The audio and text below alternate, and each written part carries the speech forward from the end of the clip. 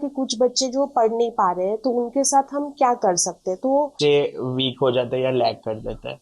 But मैं आपसे पूछना चाहूंगा कि अगर कोई पेरेंट है फॉर एग्जांपल, तो हाउ कैन ही रिकॉग्नाइज, या उसको कैसे पता चलेगा कि मेरा बच्चा ऐसा है? Education is not about rote learner कि बच्चे को बिहेवियर इश्यूज है या बच्चे को एकेडमिक इश्यूज है। Understanding, are there any certain symptoms या what signs which a parent can see in a child? Hello everyone, आज के हमारे पॉडकास्ट के गेस्ट है जानवी प्रकाश देवनानी मैम, जिन्होंने post graduated diploma in learning disabilities किया है, जिन्होंने मास्टर्स इन काउंसलिंग साइकोलॉजी भी किया है, जिनका मिशन है a change towards fearless education, बच्चों को फियरलेस एजुकेशन करवाना, और वो खुद एक काउंसलर भी है, स्कूल काउंसलर है। सो आइए आज हम उनके नॉलेज और एक्सपीरियंस को जानते हैं, और हम पॉडकास्ट में ये भी देखते हैं कि बच्चों के एजुकेशन का अप्रोच आप कैसे रख सकते हो, what are the different methods you can try it out, और पेरेंट्स का भी क्या रोल रहता है एंड उनका एक्सेप्टेंस भी क्या रहता है। So let's go into the conversation directly. ये पॉडकास्ट आपको बहुत ही यूजफुल रहेगा, एंड तक जरूर सुनिए। Welcome to my show and thank you for joining us and sharing your special knowledge. So as we know, आपने post graduate in learning disabilities किया है and masters in counselling psychology भी किया है। सो ये बहुत अलग फील्ड है। So how did you came into this? Can you tell us little bit about it? Surely, thank you first of all for inviting me at your channel, and it's a honor. और मेरी professional journey actually way back 2007 में start हुई। when until that time I was a housewife, but since I had little time और मुझे utilise करना था अच्छे way में, तो I started teaching in schools. सो उस दौरान मतलब जब मैं बच्चों को पढ़ाती थी तो मुझे बहुत अच्छा लगता था। एंड ऐसे लगता था कि कुछ बच्चे जो पढ़ नहीं पा रहे हैं तो उनके साथ हम क्या कर सकते हैं। तो कुछ ना कुछ न्यू स्ट्रैटेजीज जैसे हम अपने बच्चों से बिहेव करते हैं, जैसे ट्राई करके I was doing, but totally मुझे नहीं समझ आता था कि क्या है जो कोई बच्चे नहीं पढ़ रहे उनके साथ क्या है। तो जैसे gradually I started going to schools and all, फिर I came across this course, post graduate diploma in learning difficulty. तो आई थॉट कि ये करते हैं, and I could totally understand कि क्या हो रहा है इन बच्चों के माइंड में, इनके साथ क्या इनकी फीलिंग है। तो चांस लिया and I achieve well in that. फिर साइमल्टेनियसली मैं स्कूल्स में पढ़ा रही थी और मैंने अपने आप को अपग्रेड भी किया। मैंने और भी कोर्सेज जैसे जॉली फोनिक्स है, फिर स्टोरी टेलिंग है, एंड मेन स्पेशल एजुकेटिंग के जो लाइफ स्किल कोर्सेज है वो भी मैं कर रही थी side by side. And then in 2015 हमने जैक स्टार्ट किया विद द इंटेंशन कि हम इन बच्चों के लिए कुछ अच्छा करना चाहते हैं। एंड एक इंक्लूसिव सेटअप है जैक, ऐसा नहीं है कि सिर्फ क्योंकि हर बच्चा जो 80% है उसको 85 तक लाना भी एक टास्क है, बिकॉज कहीं ना कहीं कुछ लैकिंग होगा। तो वी हैव ऑलवेज थॉट कि जो भी उनका लेवल है उसको हमें आगे लेकर जाना है। तो during that course of time मतलब 2007 से लेकर 2015 I was learning also side by side and I was teaching. So after that when we started ZAC, we started remedials and tuitions and everything, मतलब दोनों side by side दोनों चीजें हो रही थी, skills मेरे भी upgrade हो रही थी। And now after COVID we have started a new setup in Vesu, and we are very happy with that. I must say your setup is really beautiful. I really like your classes. And ma'am, as you said कि कुछ बच्चे week हो जाते हैं या lag कर देते हैं, तो you being a facilitator you can judge that. But मैं आपसे पूछना चाहूँगा कि अगर कोई पेरेंट है फॉर एग्जांपल, तो हाउ कैन ही रिकॉग्नाइज, या उसको कैसे पता चलेगा कि मेरा बच्चा ऐसा है? Means it depends on the child कि पेरेंट कितना उस चीज में फोकस दे रहे हैं। कभी कभी पेरेंट्स आर नॉट अवेयर, वो सिर्फ ये सोचते हैं कि मेरा बच्चा पढ़ नहीं पाता है। वो लोग ये नहीं समझते कभी कि क्यों नहीं पढ़ पा रहा है, या फिर दे आर वांटिंग मार्क्स। तो marks is not the ultimatum कि एक बच्चे को आप जज करते हो मार्क्स के बेस पे, वो we have never learned, like I at least on my personal basis. So a parent can जज द चाइल्ड कि अगर वो बच्चा नहीं पढ़ पा रहा है तो रीजंस कि whether the child is not able to read properly because तो फोनिक्स लैकिंग है, अगर वो कॉम्प्रिहेंड नहीं कर पा रहा है तो मीन्स उसकी जो लिसनिंग स्किल्स है या वो जो चीज वो रीड कर लेते. कितनी बार हमारे पास ऐसे चिल्ड्रन आते they are reading very well, in fact मैंने ऐसे 12th ग्रेडर्स भी देखे हैं. लेकिन जब हम उनसे पूछते हैं कि आप कॉम्प्रिहेंड कैसे करोगे, इसको क्या मीनिंग है, तो they are not able to tell us because वो सिर्फ रोट लर्निंग पे डिपेंड हो रहे हैं. तो education is not about rote learning. So the parents need to understand. और जैसे ही उन्हें लगता है कि हाँ हमारे बच्चे में लर्निंग नहीं कर रहा है या कुछ इश्यूज है, तो आजकल तो बहुत सारे ऐसे टेस्ट हैं जो वो करवा सकते हैं. वो अच्छे अच्छे 1-to-1 पर्सनलाइज ट्यूशंस में बच्चों को रख सकते हैं. और मेनली वो टीचर को नॉलेज होना चाहिए कि बच्चा क्यों नहीं पढ़ रहा है. तो फर्स्ट स्टेप इज आइडेंटिफिकेशन. मतलब कि हमें उसकी क्या रिक्वायरमेंट है उसको पहले आइडेंटिफाई करना है कि बच्चे को बिहेवियर इश्यूज है या बच्चे को एकेडमिक इश्यूज है. कभी कभी बच्चे क्या है, अगर कोई चीज से इफेक्ट हो जाते हैं कि उनको डिस्टर्ब कर रहा है, तो हो सकता है वो बच्चा पढ़ाई में वीक ना हो, फैमिली डिस्टर्बेंसेस रहते हैं या क्लास डिस्टर्बेंस, जैसे कि अगर वो कोई बच्चे से टैली नहीं हो पा रहा है किसी से, तो उस हिसाब से भी काफी बच्चों में ऐसे रहता है कि वो पढ़ते नहीं है. तो व्हेन द चाइल्ड, अगर पेरेंट्स सिर्फ ये भी आइडेंटिफाई कर रहे हैं कि मेरा बच्चा स्कोर नहीं कर पा रहा है इन spite of all the facilities, मतलब उसको प्रॉपर स्कूलिंग हो रहा है, प्रॉपर ट्यूशंस पे जा रहा है और वो खुद भी उतना ध्यान दे रहे हैं, लेकिन फिर भी बच्चा नहीं कर पा रहा है, तो definitely they need to ask for help because asking for help is better than leaving the child alone. So this is the way you can tap into the child's mind कि आप पूरा फोकस रखिए अपने बच्चे के पीछे कि आपके बच्चे में क्या लैकिंग है. और ऐसा बहुत जल्दी बच्चों में इम्प्रूवमेंट भी हमने देखे हैं कि अगर उसको राइट अप्रोच से हमने, इट्स लाइक अगर राइट अप्रोच देते हैं तो डेफिनेटली चेंजेस दिखते हैं, visible changes. So I think parents को मेन एक्सेप्टेंस लेना भी जरूरी है, right? Yes, towards their own kid. Yes, to accept it and then work on it. Yes, definitely they need to first understand कि मेरे child को problem है and they need help. So ma'am, as you said, for understanding, are there any certain symptoms या what signs which a parent can see in a child? Means first thing वो लोग report card ही जज करते हैं, but report card में marks कम आ रही है तो वो अगर बच्चे का रीडिंग स्किल्स चेक करे, लर्निंग, मेमोरी, कंसंट्रेशन, ये सारा चेक करते हैं, तो उनको ग्रेजुअली समझ आ ही जाता है कि मेरा बच्चा नहीं पढ़ पा रहा है अच्छे से. And we are only catering to learning difficulty part. तो हम उसमें यही बिलीव करते हैं कि स्टेप बाय स्टेप जाना है. कभी वो लोग रीड अच्छे से कर लेते हैं but they are not able to memorise. So we teach them techniques like वो लोग को, जैसे वी ऑल्सो फॉलो अप्रोचेस. जैसे यहाँ पर बच्चे आते हैं तो we see the VAKT approach कि उसका विजुअल लर्नर है, ऑडिटरी लर्नर है, काइनेस्थेटिक लर्नर है या टैक्टाइल. मतलब बहुत सारी चीजें हम खुद उनकी बच्चों की शॉर्टलिस्ट कर रहे हैं और हम IEPs के ऊपर वर्क करते हैं. जैसे एक एक बच्चे का इंडिविजुअल प्लान बनता है. जैसे अगर वो रेगुलर टीचिंग में बच्चे जाते हैं तो वो लोग ग्रुप में ही पढ़े, चाहे वो स्कूल में पढ़े या ट्यूशन में पढ़े. बट जब वो किसी स्पेशल गाइडेंस के अंडर पढ़ते हैं तो उसमें एक प्लान बनता है जिसमें उसके एकेडमिक्स को भी, उसके बिहेवियर, उसको कौन से वे से पढ़ना अच्छा लगता है. लाइक वो कुछ विजुअल लर्नर है तो वो कोई वीडियो देख के भी लर्न कर लेगा. ऑडिटरी है तो वो 3 टाइम्स हम उसको आंसर डिक्टेट करेंगे, बोलेंगे तो वो सुन के लर्न कर लेगा. तो इस तरह से कभी कभी वो लोग 3 टाइम्स लिख लेंगे आंसर. हर एक बच्चे को हम 10 टाइम्स लिखा है तो वी ऑब्जर्व द किड कि वो किस वे में लर्न कर पा रहा है, उसका बिहेवियर क्या है, लर्निंग की वो रेपिटेडली लर्न करना चाहता है या नहीं, वो उसको पढ़ना ही नहीं है. हो सकता है अगर आप उसको मूड में लेकर आओ, आप उसको अच्छे से बैठ के समझाओ कि व्हाई इट इज इम्पोर्टेंट, तो वो 15 मिनट्स हम उसको काउंसिल भी कर लेते हैं कि आपको क्यों पढ़ना है. हम फोर्स नहीं करेंगे उसको, हम उसको 15 मिनट्स काउंसिल करेंगे and then we'll like tell him कि चलो अब थोड़ी देर के लिए कर लेंगे. Then we'll give them some small stars, मतलब उनको मोटिवेशन भी बहुत ज्यादा देते हैं so that the kid can overcome वो एक स्ट्रेस कि मैं नहीं पढ़ना चाहता हूँ से ओके चलो मैं पढ़ने की कोशिश करता हूँ.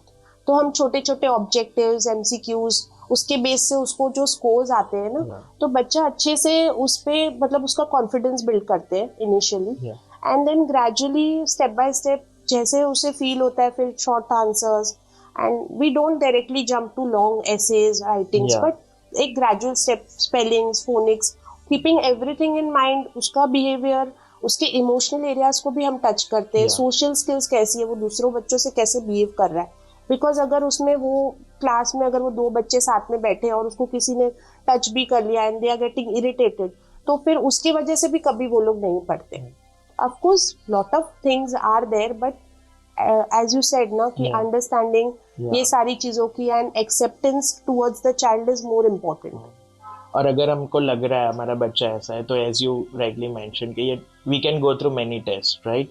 Yes, some of the tests are Yeah, there, like learning specific test. learning disability का, and like वो तो होता ही है आजकल। सब पेरेंट्स और सारे स्कूल्स में भी special educators and counsellors are there to guide the parents. Yeah. तो उनको खुद से जाके कुछ नहीं करना, they have to go through a proper channel. कि अभी जैसे कि उनको लगा कि मेरे बच्चे में प्रॉब्लम है और वो जाके टेस्ट करा ले, ऐसा कुछ नहीं है। Yeah.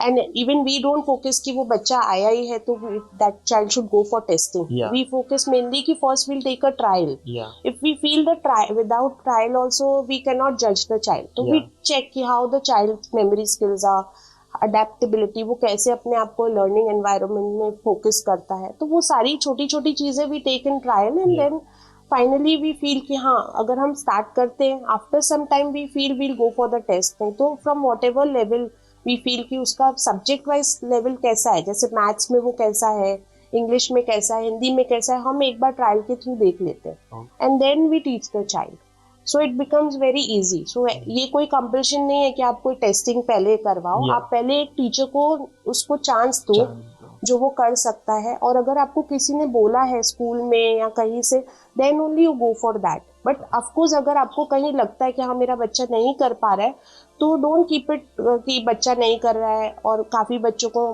पेरेंट्स मारते भी हैं, गुस्सा करते हैं या उसको ब्लेम करते हैं।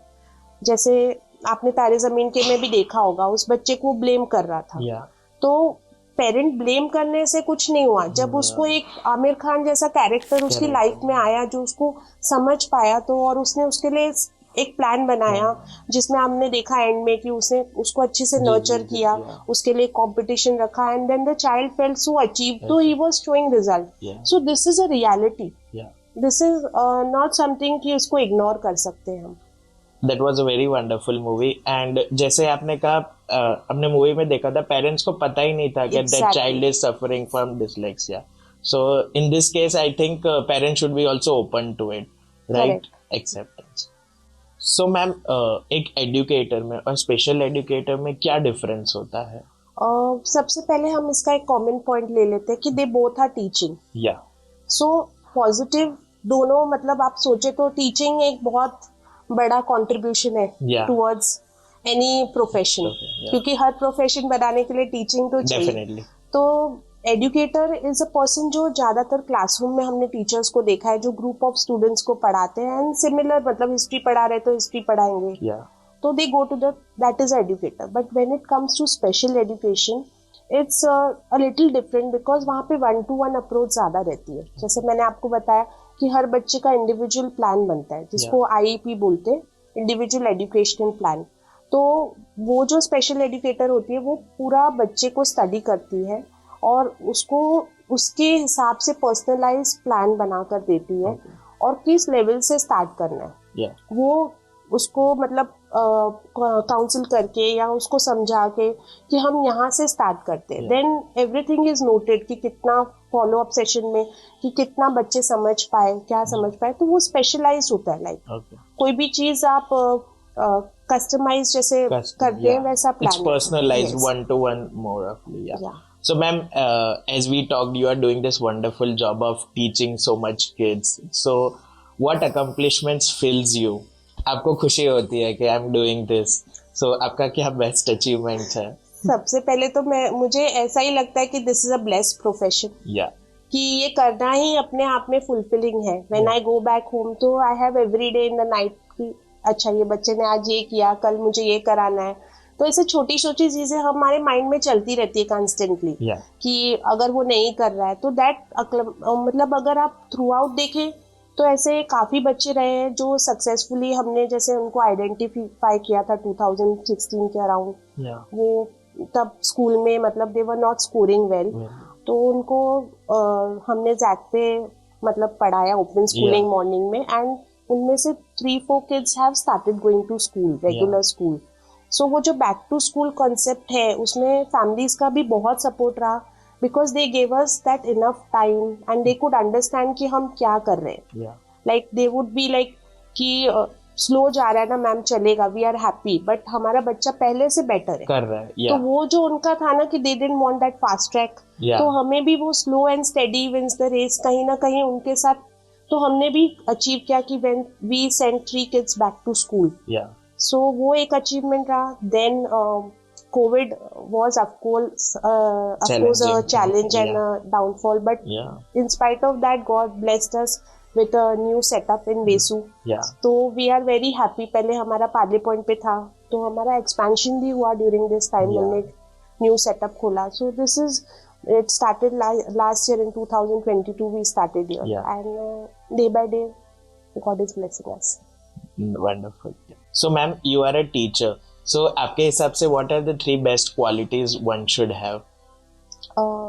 वैसे तो टीचर्स के अंदर ऑलरेडी बहुत अच्छी अच्छी क्वालिटीज रहती है, बट 3 बेस्ट क्वालिटीज जो हर टीचर में होनी चाहिए. ऑब्जर्विंग नेचर, कि जैसे बच्चा उनके पास आया है तो दे शुड नो कि वो बच्चा किस मूड सेट से आया है. क्योंकि कभी कभी ऐसा होता है कि वही आंसर वो अच्छे से पढ़ रहा है आज, नेक्स्ट डे आया और वो नहीं पढ़ रहा है, तो वी अज्यूम कि ये मूड स्विंग्स है या कुछ भी है. So if she can observe तो उसे समझ आने लगता है कि बच्चे का बेसिक नीड क्या है उस टाइम का. कभी बच्चा थर्स्टी होता है या कभी बच्चा हंग्री होता है, तो हमें वो छोटी छोटी चीजें, या वो इरिटेट होके आया कभी, तो वो चीजों का हम ध्यान रखें, ऑब्जर्विंग हो, तो आई थिंक बेटर होता है. And then they should be empathetic, because अगर वो सोच पाए कि ये बच्चे का लेवल क्या है और ये हम उसको जो करा रहे हैं ये कितनी देर में कर पाएगा, तो इजी हो जाता है. वो बच्चे को उतना टाइम दे सकते हैं कि चलो ये आप ये आंसर इतनी दें. लेकिन यूजुअली हम सारे बच्चों को एक ही एंगल में डाल दे कि इतना वर्क है आपको 10 मिनट्स में करना ही है, विदाउट उनकी स्पीड का या उनके जो माइंडसेट है. तो अगर एम्पैथेटिकली वो पढ़ाते हैं, मे बी वो 100% नहीं, बट वो जितना भी पढ़ाते हैं वो बेटर होता है चाइल्ड के लिए, बिकॉज फोकस है स्टेप बाय स्टेप उसको लेके जाना. एंड थर्डली पेशेंस, बिकॉज ये दोनों क्वालिटीज तभी वर्क होगी जब हम पेशेंटली इन चीजों को ऑब्जर्व करेंगे, बच्चे को समझेंगे, then only we can take them one step forward in life. So ma'am, if you could pass the best wisdom to students, what would it be? It would be like be a lifelong learner. Okay. क्योंकि students एक बार बड़े हो जाते हैं फिर वो ऐसा feel करते हैं कि अब हमने तो बहुत सीख लिया, मतलब एजुकेशन वाइज नहीं, बट अगर हम रोज कुछ ना कुछ सीखें, कुछ नया सोचें, तो learning is a non stop process. And through learning I think so we can become better. So I would tell them to be lifelong learners. Continuous learning. Yes. After school and college also. Yes. Throughout. Wonderful. So आपकी journey हमने सुनी, काफी inspiring लगी. So आपका भी ma'am कोई role model रहा होगा या आपका कोई इंस्पिरेशन रहा होगा, कौन है?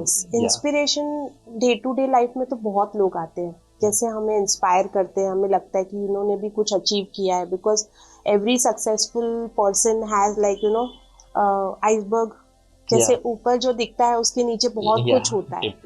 तो डे टू डे लाइफ में बहुत अच्छे अच्छे कैरेक्टर्स हैं जो मैं, जैसे बीके शिवानी जी है, सुधा मूर्ति जी, मैं उनको फॉलो करती हूँ, उनको अप्रिशिएट करती हूँ और उनको सुनती हूँ कि कुछ इंस्पायर करते वो लोग. लेकिन जो मेन इंस्पिरेशन वो definitely came from my mom, because she's tried to instill those qualities कि जो आपको ethically, honesty, sincerity follow करनी है, उसके ऊपर वो जो firmness था, उसकी वजह से आज हम यहाँ हैं. तो I believe कि she is total inspiration, because कहीं ना कहीं हर मदर के माइंड में ये तो रहता ही कि हमें अपने बच्चे को कुछ बनाना है.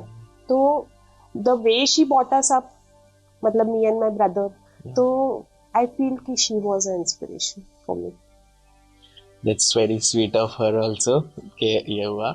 And ma'am, so hypothetically I'm asking you, अगर आपके students को आपको if you had to take on a field trip anywhere in the world, so where would it be? Definitely physical journey तो हम कहीं भी ले जा सकते हैं, जैसे कि हम वृद्धाश्रम में लेके गए, फिर हम एक्वेरियम लेके गए, तो वो तो हम कभी भी ले जा सकते हैं. बट अगर मैं उनके साथ टाइम स्पेंड करूँ तो I would like them to feel the journey of their heart, मतलब वो अपने आप को पहचाने, वो इमेजिन करे, अपने सेल्फ लर्निंग, अपने आप को सेल्फ रियलाइजेशन स्टेज में जो हमें एक टाइम मिले, तो वो वहां पर मैं उनको लेके जाना चाहूंगी जहाँ वो समझे कि वो खुद क्या है, उनके अंदर क्या स्ट्रेंथ है, वो अपने आप को कैसे आगे लेके जा सकते हैं। तो हमारा मेन फोकस उनकी जर्नी का एवरीडे यही रहता है कि हम उनको कहीं ना कहीं फील्ड ट्रिप लेके जाते हैं। फिजिकली वो जैक पे होते हैं, but through their minds and their hearts they are connecting to some that journey also. The journey within is the feel they get. Yes, the journey of their heart. Thank आप Jack the educational cafe चला रहे हो, सो इसकी tagline मुझे बहुत पसंद आई, a change towards fearless education. आप एजुकेशन को फियरलेसली करवाना चाहते हो या एक फियर नहीं रहना चाहिए एजुकेशन में, so tell us little bit about that. First of all, Zach का मीनिंग है, इट्स अ हिब्रू वर्ड और it means God has remembered you. तो हमारा कंसेप्ट वहीं से स्टार्ट हो रहा है। एंड बहुत लोग मुझसे ये भी पूछते हैं कि एजुकेशनल कैफे क्यों, मतलब आपने इसको कैफे क्यों बोल रहे हैं?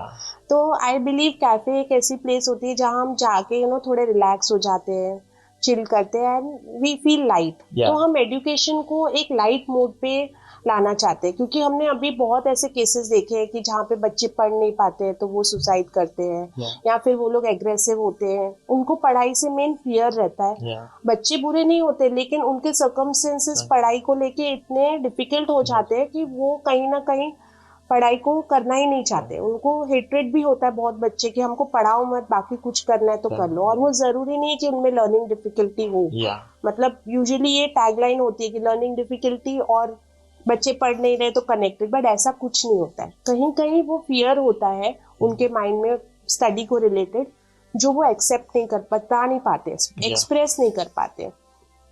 तो इसीलिए हमने जैक को ये सारी चीज़ों से कनेक्ट किया कि जैक है एक एजुकेशनल कैफे है जहाँ बच्चे आए, लाइट फील करें और फियरलेसली वो लोग पढ़ाई को मतलब एक अलग नजरिए से, they should start learning and loving studies. हमारा कंसेप्ट है कि they should enjoy studying.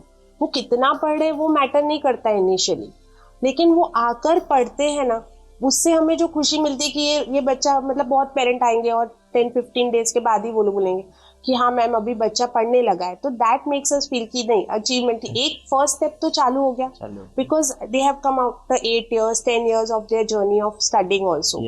But many times they don't want to study, but when they come here हम उनको बैलेंस करते हैं बहुत सारी चीज़ों से, लाइक एजुकेशनल गेम्स है, उनके लिए हम वीकेंड वर्कशॉप्स करते हैं।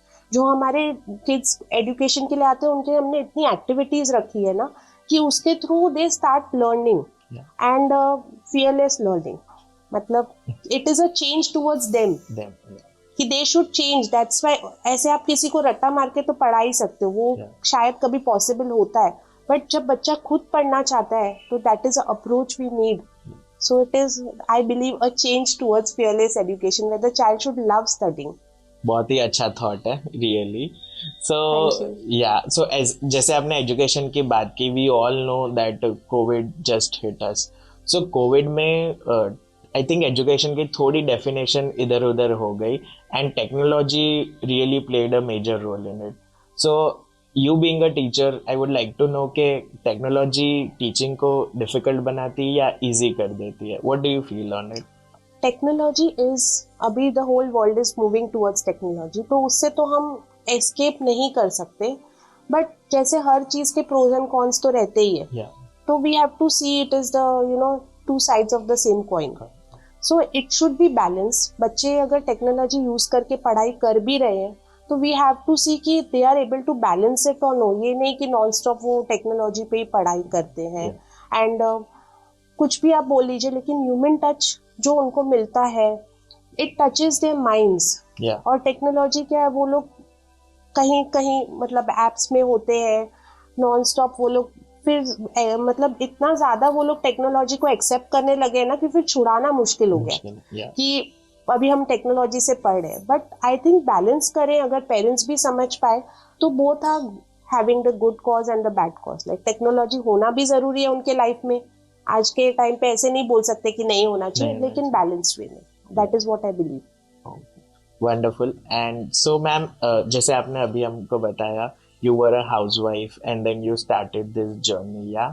सो मुझे बहुत इंस्पायरिंग लगी आपकी ये स्टोरी. सो लास्टली हमारे व्यूअर्स को कुछ आप मैसेज देना चाहोगे to all the women out there? Definitely. Any woman who is, feeling कि मुझे कुछ करना चाहिए, तो she should get out in the world and go and do something. ये नहीं सोचना है कि मैं कितना कर रही हूँ, क्या कर रही हूँ, बस स्टार्ट करना है. बिकॉज हम अपने लिए कर रहे हैं ये सब कुछ. और जब हम खुश रहते हैं तो हम सामने लोगों को खुशी दे सकते हैं. अगर हम एक तरफ से ऐसा फील करते हैं कि मैं मतलब घर पे बैठी हूँ, मुझे थोड़ा एक्स्ट्रा टाइम है एंड एंजॉय नहीं कर पा रहे एंड मुझे कुछ करना है, बट मैं क्या करूँ, कुछ भी करो, कोई कुछ भी बोले, आप कुछ भी करो, डेफिनेटली आप कुछ ना कुछ अचीव जरूर करोगे. Self satisfaction is very important in life, and that is one thing I would tell all the women, because many times they get very scared to step out in the world. So that first step वो लोग लेते हैं ना, धीरे धीरे उनको adjust करना आ जाता है, अपने फैमिलीज को बैलेंस करना आ जाता है. बिकॉज यूजुअली यही लगता है कि फिर मैं निकलूंगी तो मेरे घर पे ये हो जाएगा वो. बट आप जैसे एक बच्चा सीखता है वैसे आप भी सीखोगे लाइफ को बैलेंस करना, and every day will be a better day for you. Wonderful. So thank you, ma'am. Thank you so much for sharing your special knowledge to us. It was pleasure having you here. Thank you very much. Thank you.